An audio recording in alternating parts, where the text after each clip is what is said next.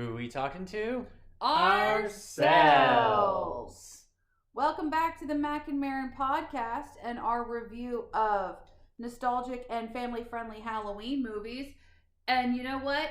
Anything can happen on Halloween. That includes Halloween week, which means we're talking about the 1986 film, The Worst Witch. And this is Tori's absolute favorite Halloween movie. This was a staple of my childhood for Halloween.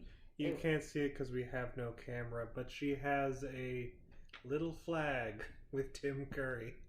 And says anything can happen on Halloween.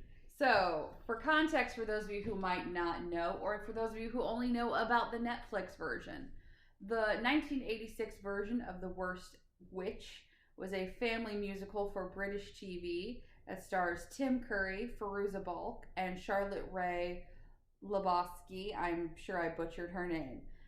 This was a television film which follows the story of Mildred Hubble, the worst witch at Miss Cackle's Academy for Young Witches. It is wonderfully horrible. It is a product of its time in all the best ways. It's got wonderfully horrible CGI, green screen technology, and if for no other reason you should watch it, it's got a song with Tim Curry. I mean, to be perfectly honest, Mildred Hubble and the school kind of sounds like the names you would hear from a Roald Dahl book. I mean, it's very similar, and it is based on a book, which I did not read the book. So, but going through the star-studded cast once again. So, obviously, Tim Curry is the big name. We all know Tim. Love you, Tim. Shout out to Tim Curry. And he plays the Grand High Wizard, who every girl in the school seems to fawn over. I mean, it's Tim Curry. True. It is 1980s Art Tim imitating Curry. life? Mm-hmm. It is 1980s Tim Curry. It is prime Tim Curry. Yeah, he's got the hair and everything. Yeah, it's a great Tim Curry. And then Fairuza Balk, this is actually the first time she will play a witch. She goes on later to play the character of Nancy in The Craft, which is not an entirely family-friendly movie, but the older members of the audience probably have seen that movie. And then Miss Charlotte Ray Lebowski, most people know her as Mrs. Garrett from The Facts of Life, which was also a big part of my childhood. I used to love watching The Facts of Life on TV Land. There's your shout out. Yeah, there's a throwback for you. So I used to watch that. In fact, the other day I was over at my mom's house and she was on Pluto, and there was a whole channel of The Facts of Life. So literally, I could just go watch it all the time. But that was like one of my comfort shows as a kid for late night television, and I just always remember Mrs. Garrett was so loving. She was like everyone's grandmother. She was just a great character. And so she actually plays two characters in this film. She plays Mrs. Cackle, and then she plays Mrs. Cackle's evil twin sister. Agatha. Yes. It was Agatha all along. I was going to go with Halloween Town. Another Agatha Cromwell, but it's not Cromwell, it's just Miss Cackle.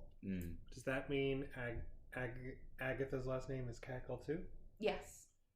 So another Agatha C. Yes, Agatha C.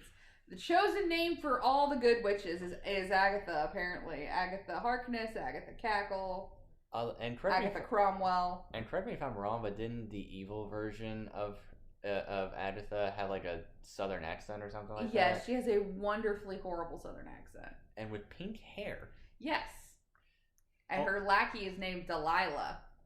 Also, for the record, this is different than all the other ones we've talked about this month because this is the only one that has nothing to do with vampires. Except maybe a singular line in a song. There's a singular line in a song. But there's no vampires in the actual movie itself. No, there's no vampire in the film. There is a gray cat named Blackie. Yeah, because because all the girls at the witch's school get a black cat.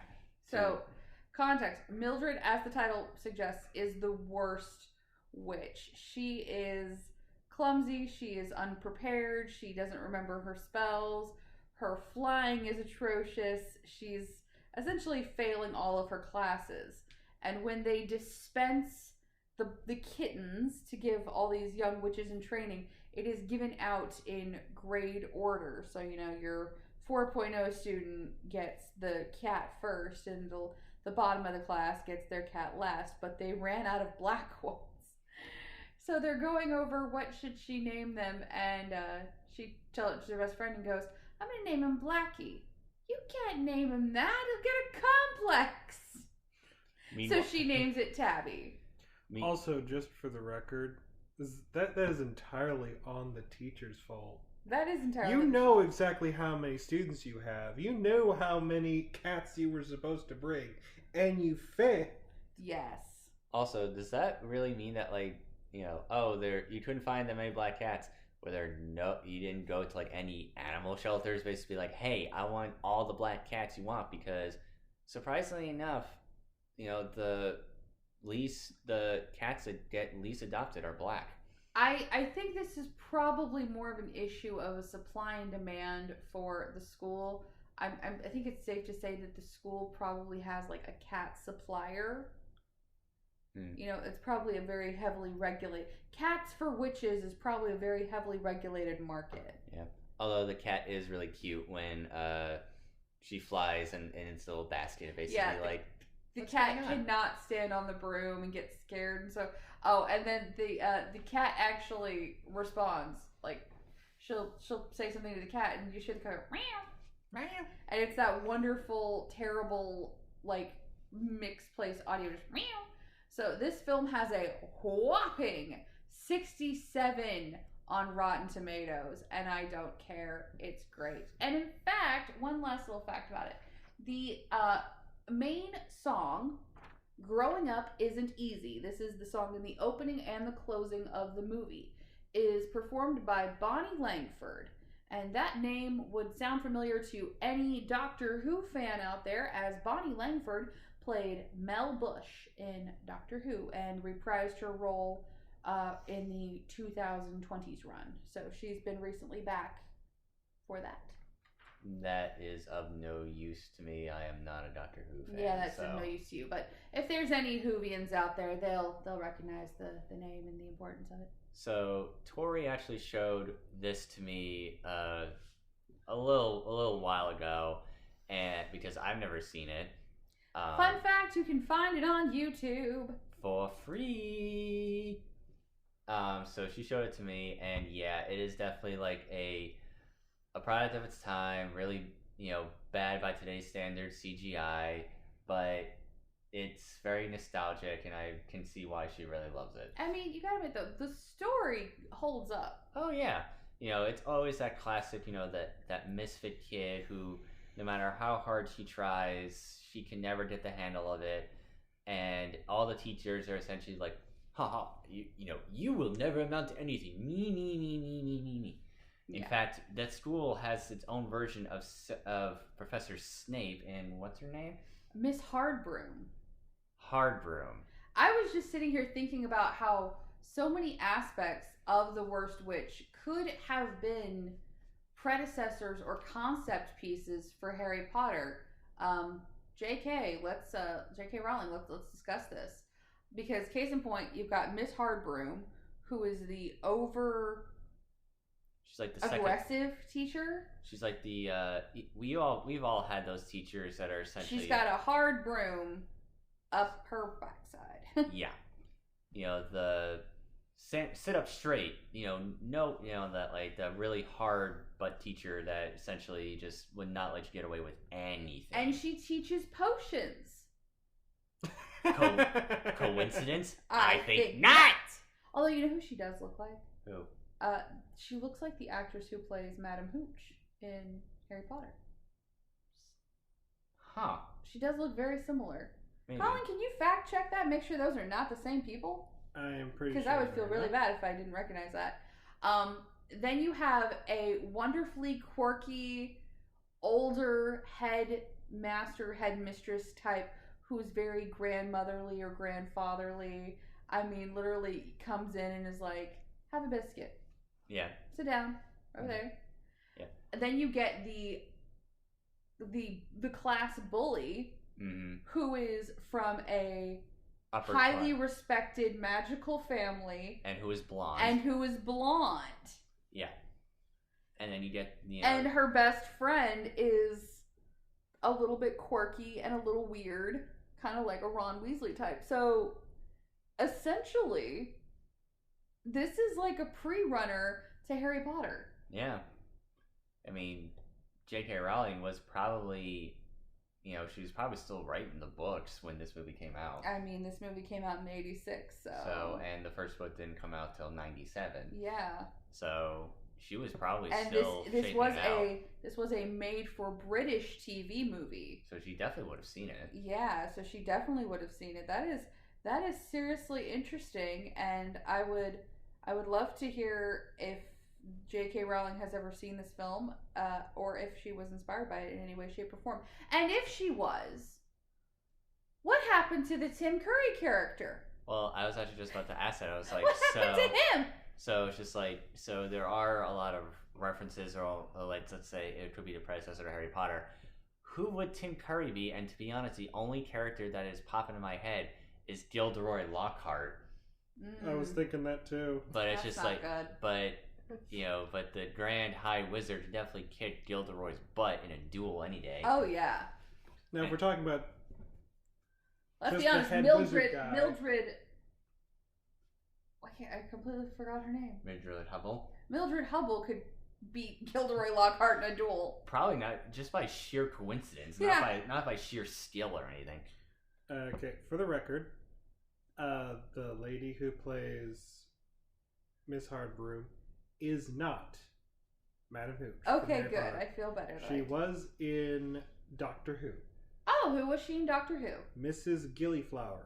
Mrs. Gillyflowers. That's two people tied to Doctor Who were also tied to this project. Also in Game of Thrones. Oh, who's she in Game of Thrones? Who's she in Game of Thrones? Olenna Tyrell something? She was Olenna Tyrell? Apparently. For the record. Oh my goodness! For the record, I have not seen Game of Thrones. I love Olenna Tyrell! Oh my goodness. Oh, that makes so much sense. Oh, such a good... I mean, honestly, the first line that comes to my head, tell Cersei, I want her to know it was me. Yep. I mean, way to go for her, but... Unfortunately, we cannot talk about Game of Thrones on this podcast. Blown. No, maybe one day we'll do a Patreon or a paywall where we'll talk about non-family friendly things, but for family friendly things. Although, let's be honest, Olenna Tyrell is one of the more family friendly characters of Game of Thrones. Yeah, that's probably true, but that's like finding a needle in a haystack when it comes to that sort of thing. So, but I mean, so there you go. Good for her. I didn't even realize. But you know what? That is the effects of time and makeup. Yep. So that is that is the shock and surprise of the day. I didn't realize that while doing my research. I didn't know that either. So wow. But yeah, so back to Tim Curry though for a second. Back to Tim Curry. So he would probably be the Gilderoy Lockhart equivalent, except he can actually do stuff. Or I guess the only other one would probably be, I don't know, who else would he be in the Harry Potter universe if not Gilderoy Lockhart? There really isn't a character like him in there. If you're going to talk about the most powerful warlock, that would probably be Dumbledore. But Dumbledore is Miss Cackle.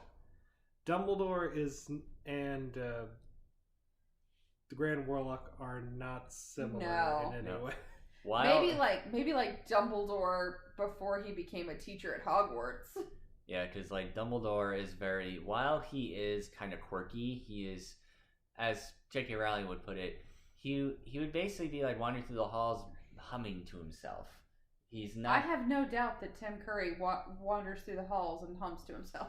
I don't think he hums to himself. He sings to himself. Yeah. So it's just like they're kind of complete opposites of quirky. I'm just picturing Tim Curry just spending some alone time thinking, I could have had so many more songs in Muppet Treasure Island. I mean, that is ultimately that is the downfall of Muppet Treasure Island, is that he only gets one number. But the best part about it is that he references it in the song. The line is literally, upstage, I only have one number. Mm-hmm. Which clearly includes it. Like, that means that, like, there was obviously some self-awareness there. Yeah. His song for this movie is Anything Can Happen on Halloween. It is cheesy. It is fun. He has an insanely long cape. Yes. That he does full capeography with. Cape choreography. It is... You know what it is? It is the inner theater child of every actor come out to play. That is what that character is. It is so out there that it's like, just go crazy and do whatever you're thinking. Because I used to be an actor. Because he's a theater person. If you cannot tell, or you have not cannot tell, or you aren't aware by this point of listening to our podcast, we are all huge Tim Curry fans. Mm-hmm. I actually got the chance to speak to him via a live chat last year. My husband got me that as a gift. 10 out of 10 on my Ultimate Life moments. I mean, top 3 moment right there. Yes, I did cry. I didn't even know why I started crying. I just started crying. And I'm really glad that he is healing as well as he is from his stroke. I mean, that was unfortunately... It cut his acting career much shorter than it should have been. Yeah. But he is starting to re-emerge and take on smaller projects. I mean, not just The Worst Witch and Clue and Muppet Treasure Island and all the other, but like, he is so ingrained into the pop culture world of our childhoods. I mean, he dominated pop culture in the 80s, the 90s, and the early 2000s. I mean, honestly, the first role, like, a lot of people say, like, oh, my first Tim Curry role was, you know, maybe The Worst Witch or Rocky Horror or whatever. But my first inkling, or Muppet Treasure Island,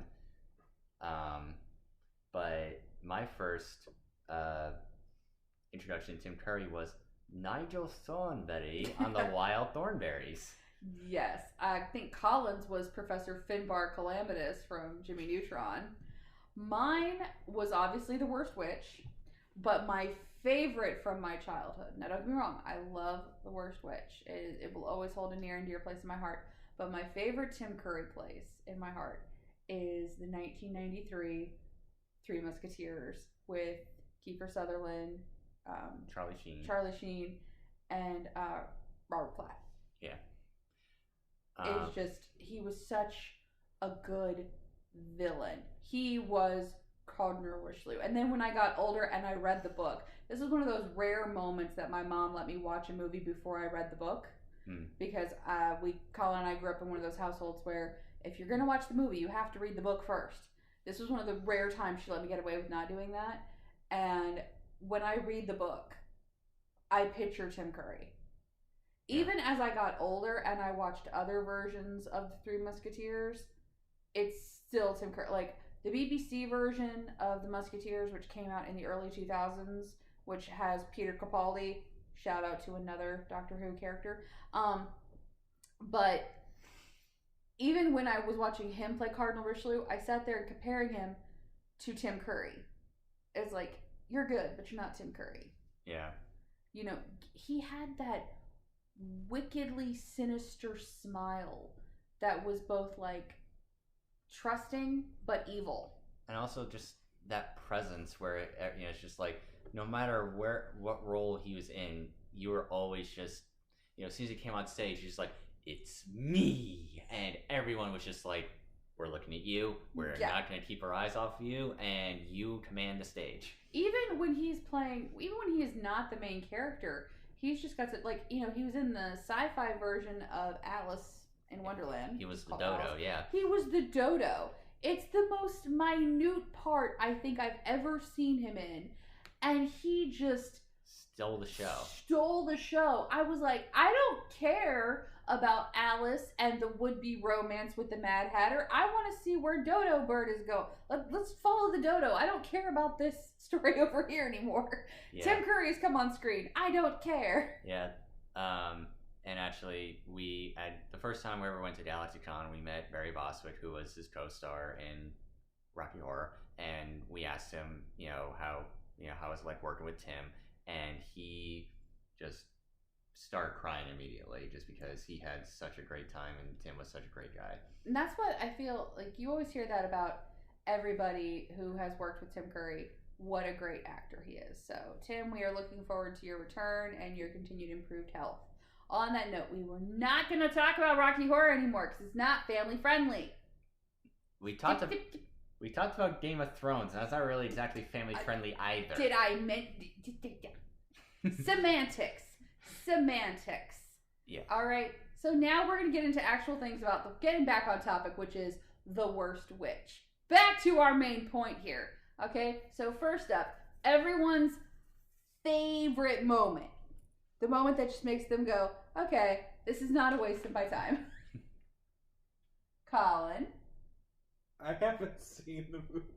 What? In a while. Okay, in a while. You haven't seen it Since the last time I watched it with you. And how long ago was that? When did we last watch it? It's been a few years for Colin. Alright, what do you remember? I remember the song. Okay, Tim for Curry. shame for Colin for not doing his homework and watching this before we recorded today. Once again, you're going to get the hat of shame. The hat of shame? So just for the record, because I'm sure this is going to come back up in a later podcast, at some point, we're actually going to start recording, like video recording the podcast. And when we do, I'm going to make a hat of shame. And whoever does something silly or says something silly or doesn't show up to a recording on time or doesn't do their homework has to wear the hat of shame. Actually, I should make 3 hats of shame for when we all don't do our homework. But we're just gonna make hats of shame. Oh, or whatever someone caused us to have to re-record. Hat of shame.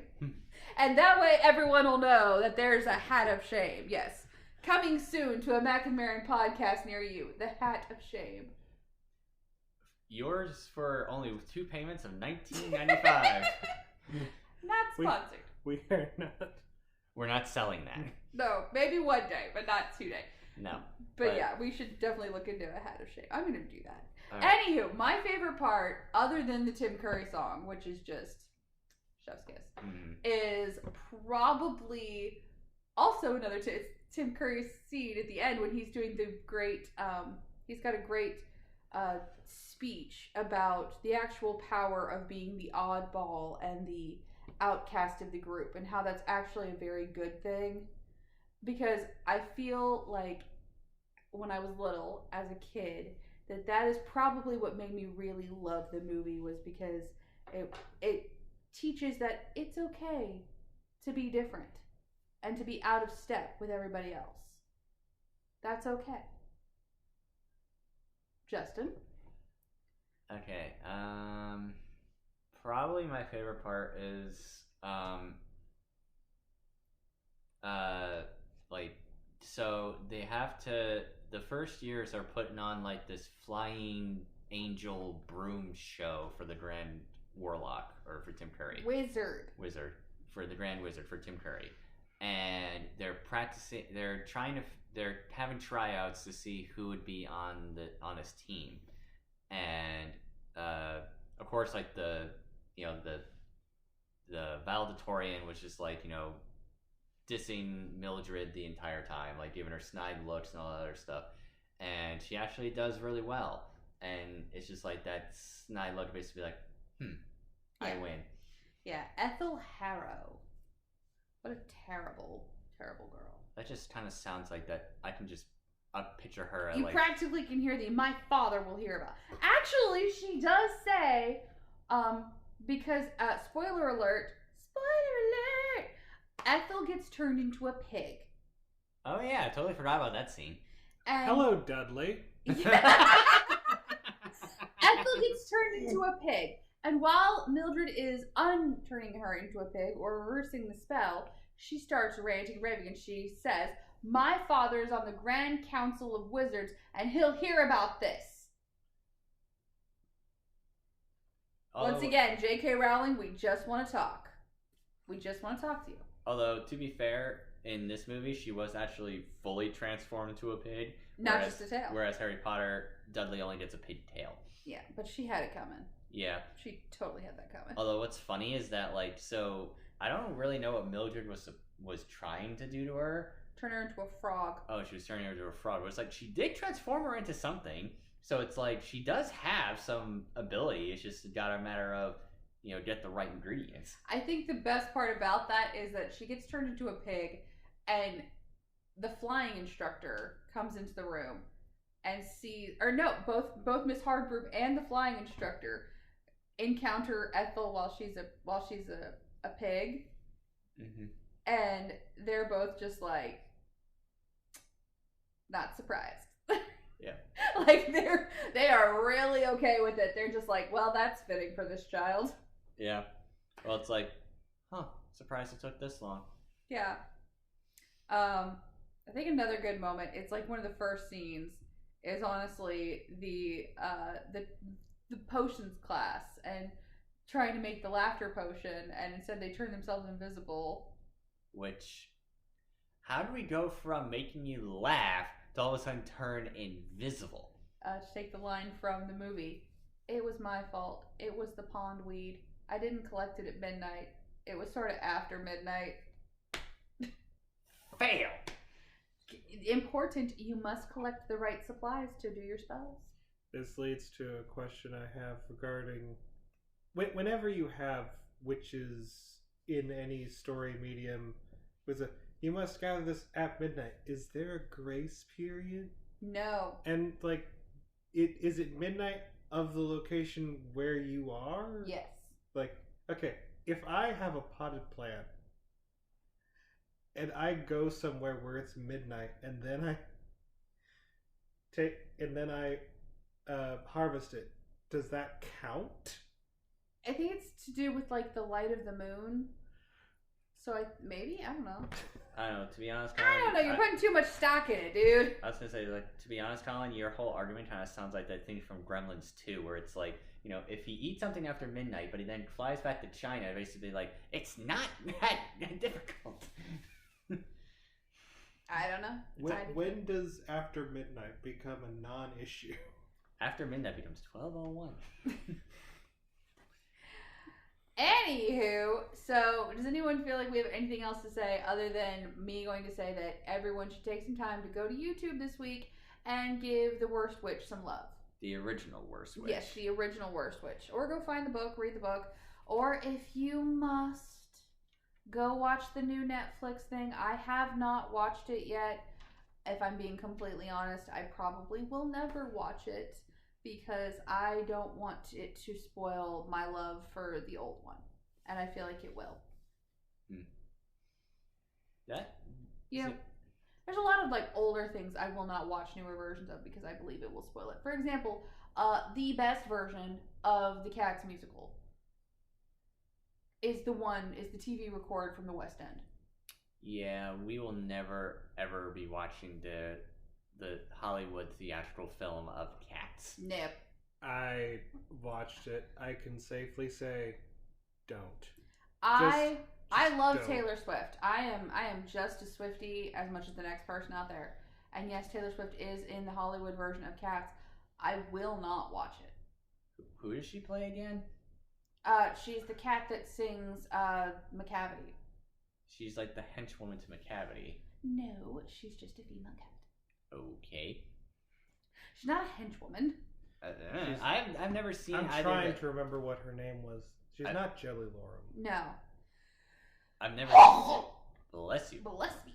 I've never seen, but either the theater, the Broadway version of Cats. I've never seen the movie Cats. So you know what? Maybe we'll do a recording of us watching the actual good version of Cats live and recording our reactions. Maybe we'll do that. Maybe that could be our first like video podcast. Maybe. Who knows? Well, then kind of going along those lines, the older, not watching the newer version and sticking with the older version. We can also, at least for me, I kind of go with the live action Disney remakes of all their older movies. Yeah. Because I watched the live action version of Pinocchio. Oh, it was bad. It was really, really bad. Really, Disney, explain to me how a couple years ago we had Davy Jones and you gave us Honest John looking like that. Well, it's like you had Tom Hanks in the role of Geppetto, and you did literally nothing with him. He sounds like an animatronic. He literally just grunts and smiles. He has no lines of actual dialogue. By the way, the cat that Taylor Swift plays in the musical is Bomblerina. Bomblerina. I'm also going to point out the weird names of the cats We in the have version. 3 cats. Hey, they actually have normal names. Mr. Freeze. Mr. Freeze, Parker, and Rogue. Those are actual normal names. Not Mungo Jerry, Rumpleteazer, Jenny Penny Any Dot. Yeah, those are not normal names. Skimbleshanks. You're just furthering my point. I'm just saying but the thing is, how many weird names do you call our cats? I think that all belongs to you. Okay, how many weird names do I call our cats? Let's see. We got Freezels. Freezels. Rogie Pierogi. Parker Rooney. Roquefort. Rogues Pierre. Most of these are about Rogue. Yeah. So he's the baby. Most of these are about Rogue. He's the baby. But you got Freezels, Freezeroo, Frizzles. Miss Frizzle. Frizzles. I'm just pointing out. Sometimes I call him Toulouse. Toulouse. He's not even Toulouse. He's not even orange. Yeah, Toulouse is the orange cat. I didn't know that when I started calling him that one day. So sometimes he answers to Toulouse. So his name is actually like Mr. Freeze Toulouse. Yeah, even though Berlioz is the gray cat and Toulouse is the orange cat. But Freeze is not a Berlioz. No. He is not a Berlioz. Which, by the way, Disney, stop with the live action remakes. Because they're doing a live action remake of the Aristocats. Why? To what end? I have no idea. Why? What's wrong with animation? Nothing's wrong with animation. Nothing's wrong with animation. They are animating. They're just animating in a different style. Well, in a style that doesn't look good. Stop. Why? All right. Okay, we've clearly gone off the rails here. Tangential line, way off to left field. Anywho. But yes, I do agree with Tori, though. This movie, you should definitely give it a watch. If not for just Tim Curry, but just it's, can I say it's hokey? It is. Yes, you can say it's hokey, but you will not say that you do not enjoy the song. No, I'm not saying that at all. I'm just saying that Anything can happen on Halloween. Your dog will turn into a cat. Wow. But yeah, I'm saying though, just like the overall movie, it's hokey, it's cheesy, in the best way possible. Much like a lot of the movies we've talked about on this series of Halloween movies throughout the month of October. Yeah, and that kind of brings us to we're here at the end. This is the end of the 2025 Halloween family movie reviews. Next year, we're still here. We will be doing this again with all new movies, all new thoughts. Yep. If there was a movie you wanted us to talk about this year, but we didn't, we'd love to have you back in a year, if not sooner. Yep. I definitely think one movie series that we definitely need to talk about is Hotel Transylvania. Yep. Blah, blah, blah. Blah, blah, blah. I do not say blah, blah, blah. But next week we'll be jumping back into our regularly scheduled format. Yep. Fandom Forensics Part 3, The Year Without a Voldemort. In other words, The Prisoner of Azkaban.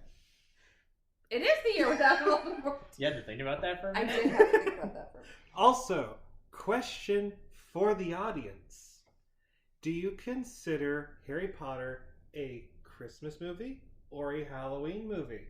Because it is commonly watched during both times of the year. ¿Por qué no los dos? I would go, if you're going by ABC Family, it's a Christmas movie because they have it every single year around Christmas time. But they also have it at Halloween. Yep. I say it's both. I personally say it's Halloween because Halloween has more plot relevance. But you know what it's not? A Thanksgiving movie. Yeah, but there's not a lot of those. You know, it's not a Thanksgiving movie. No. All right. Well, thank you for joining us on this episode, and we hope to see you next week for Fandom Forensics episode 3. In the meantime, thank you for joining us, and happy Halloween! Happy Halloween! Happy Halloween! Bye! Bye!